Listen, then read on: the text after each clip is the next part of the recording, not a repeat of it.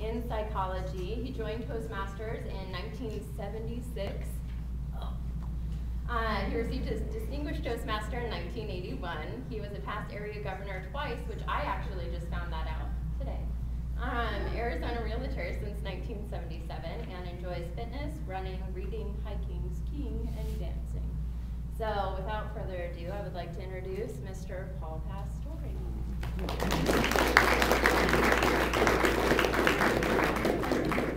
Oh, we're going to give love.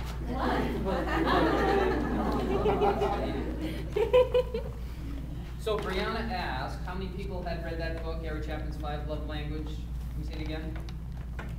So it's a classic communication and relationship book.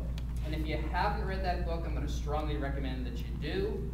And if you've read it, it might be time to review it or reread it. Why? I think it can change the way you communicate, it can change your relationships, and it can even change your life.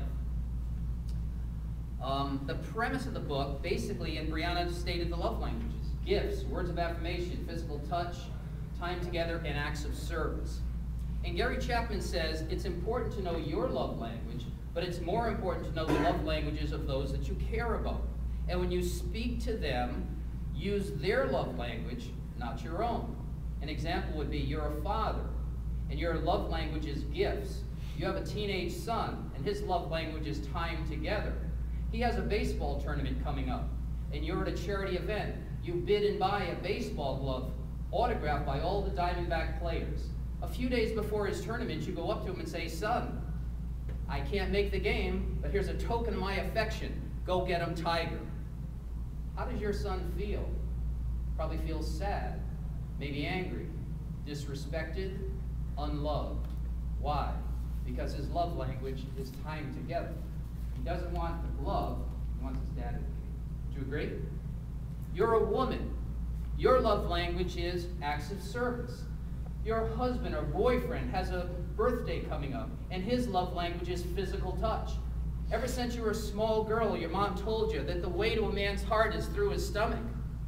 Ladies, if your husband or boyfriend's love language is physical touch, I can guarantee you there are shortcuts to his heart that don't go through his stomach.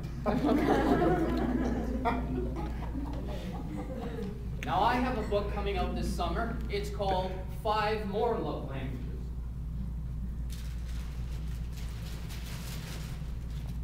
And the Genesis, actually, it's dedicated to my daughter Brianna, and it's also dedicated to my muse and hiking partner and life coach, Lisa Jones, who's here today.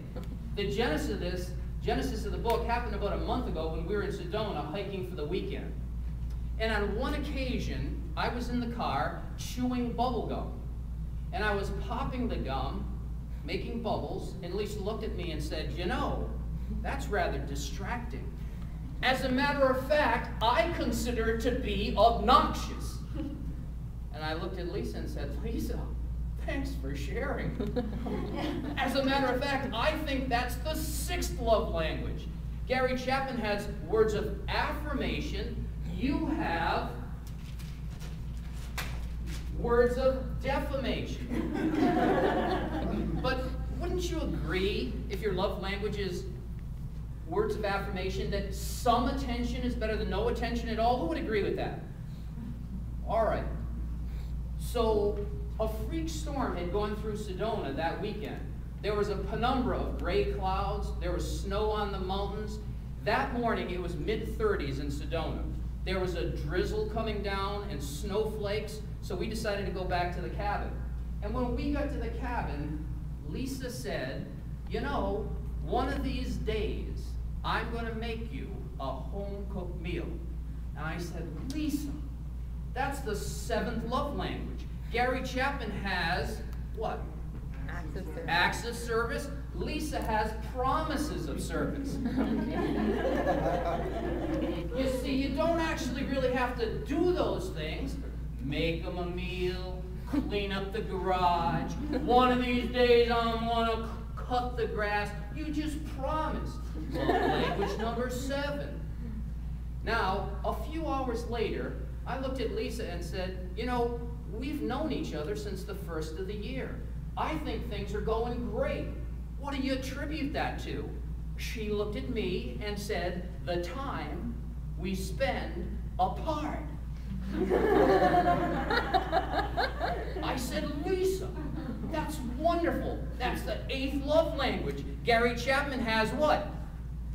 Time together. She has time apart." She said, "We spend a few days together, a few days apart, few days together, few days apart." But wouldn't you agree that absence makes the heart grow fonder?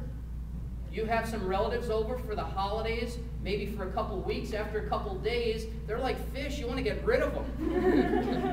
And don't musicians say that it's the space between the notes that makes the sweetest music?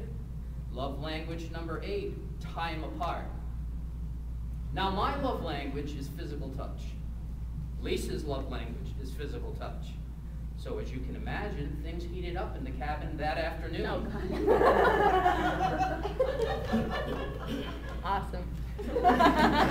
And that gave rise to the 9th love language. I was going to call it dirty talking.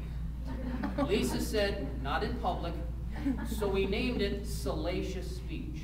Now, you probably agree that holding somebody, or kissing somebody, or caressing somebody is exciting.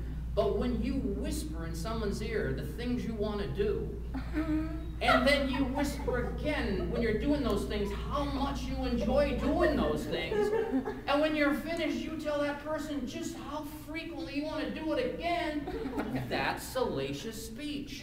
The 9th love language.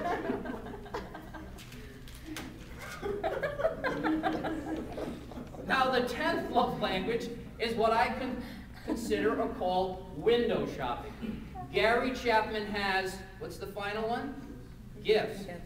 This is window shopping. And here's how window shopping works. You're at the mall, and you're with your significant other, or your wife, and you go by the jewelry store. And there in the window, picture a diamond tennis bracelet.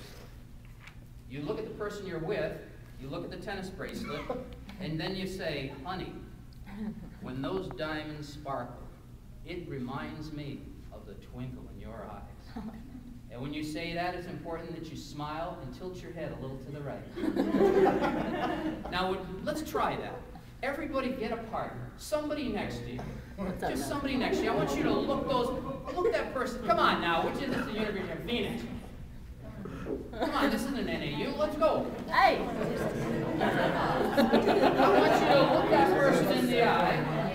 Come on, you guys, let's go. I want you to smile and tilt your head a little to the right. Okay? Now, do you feel the love? That's the theme today. Do you feel the love? Do you feel the love language? All right. That's window shopping. So my fellow Toastmasters and guests, the name of the book is Gary Chapman's 5 Love Languages. My book coming out this summer is going to be, what's the title of the book? 5 more. 5 More Love Languages. I'm going to encourage you to read or reread those books.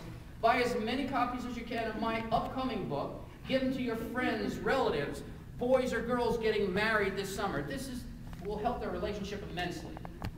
Why? It'll improve your communication, it'll improve your relationships, and it'll improve your life, Mr. Madam Toastmaster.